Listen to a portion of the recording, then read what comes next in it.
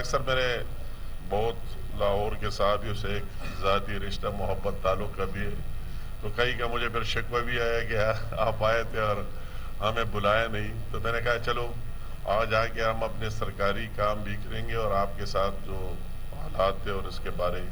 سوال و جواب اور وہ بات بھی کریں گے، مین مقصد یہ تھا۔ تو آپ کا ایک دم پھر بہت شکریہ۔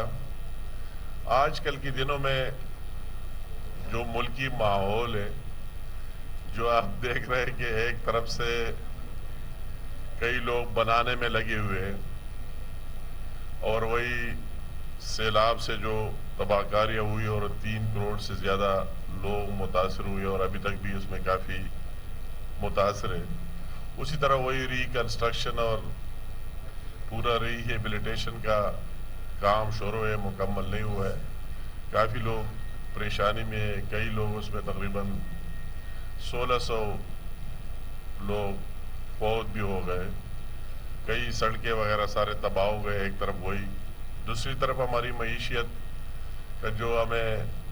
ورثے میں ملا اور جو صورتحال ہے، وہی ہماری پوری ٹیم ایلائز اور خاص کر اسحاق ڈار صاحب اسی میں اپنا انپٹ دے رہا ہے کہ کئی معاشی استحکام آ جائے، اور ساتھ ساتھ ہمارا پرائم منسٹر صاحب آپ دیکھ رہے دن رات تگ دو یا ملک کے اندر اور پھر باہر، کبھی ٹرکی، کبھی آپ سعودی میں دیکھ رہے، کبھی آپ چائنا میں دیکھ رہے، کبھی آپ رشین وہی جو ہماری اسٹیٹ سے Uzbekistan, Kazakhstan, central Asian states, اس میں آپ اس کو دیکھ رہے، سعودی عرب میں دیکھ رہے، ساتھ ساتھ یو اے ای میں مختلف جگہ جا کر پاکستان کا مقدمہ لڑنے اور پاکستان کی امیج کی بحالی کے لیے اور پاکستانی قوم کو کچھ لانے کے لیے کام کر رہا ہے۔ تو ایک طرف تو وہ آپ دیکھ رہے ہیں، ابھی اگر ہماری آپ پریس کانفرنس لاہور میں آپ کے سامنے مخاطب ہوں، تو اب بھی پرائم منسٹر صاحب وہی مصر میں جو کانفرنس ہو رہا ہے انوائرمنٹل، اسی میں وہی کیا ہوا ہے کل۔ اور دوسری طرف سے بدقسمتی سے یہ کوئی، میں یہ کہوں گا کہ ایک فرد کی بدقسمتی نہیں، پوری قوم کی بدقسمتی ہے اور کوئی گناہ کی سزا ہے جو اس قوم کو مل رہی ہے۔ یہ دوسری طرف سے اس طرح لوگ عمران کی قیادت میں لگے ہوئے کہ وہ پاکستان کی تباہی کے پیچھے لگے ہوئے، اس کا ایجنڈا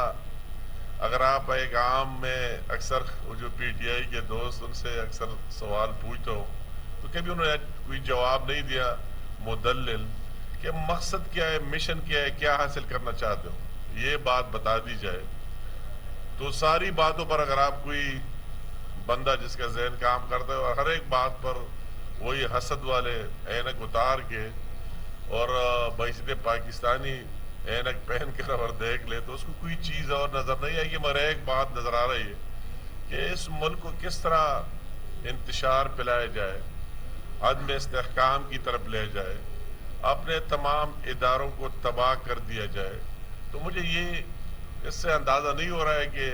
اس سے اس کو حاصل کیا ہو۔ وہی لوگ جو آج نعرے لگا رہے ہیں، باہر ان کو گمراہ کرنے کے پیچھے عمران خان لگا ہوا ہے اور گمراہ کر رہے ہیں اور جھوٹ پہ جھوٹ بول رہا ہے، جھوٹ پہ جھوٹ۔ پہلے وہی سائفر والی جھوٹ نکل آئی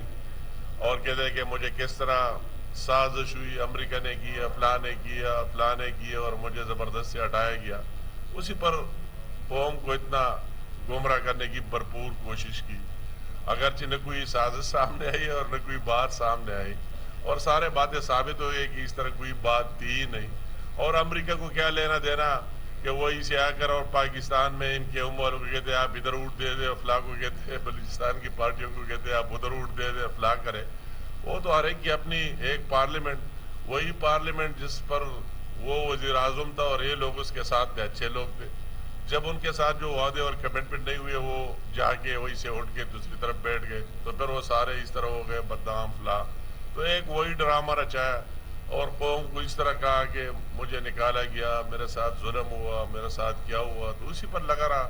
کافی ٹائم ضائع کیا، روز بروز نئے نئے چیزیں لا رہے۔ اور پھر بعد میں عرش شریف صاحب ہم سارے مذمت کرتے وہ صحابی کے ساتھ ساتھ ایک پاکستانی ہے، اور پاکستانی کے ساتھ جہاں بھی زیادتی ہوتی ہے، ناانصافی ہوتی ہے، تو ہم بحیثیت قوم نیشن اس کو کنڈیم کرتے، اس کی مذمت کرتے، مگر بغیر کسی تحقیق اور ریسرچ کے. ہمیں حیرت ہو رہی ہے کہ بغیر کسی تحقیق اور ریسرچ کے اور تہ تک جانے کی یہ بات نکالنا کہ وہ یہاں سے تھا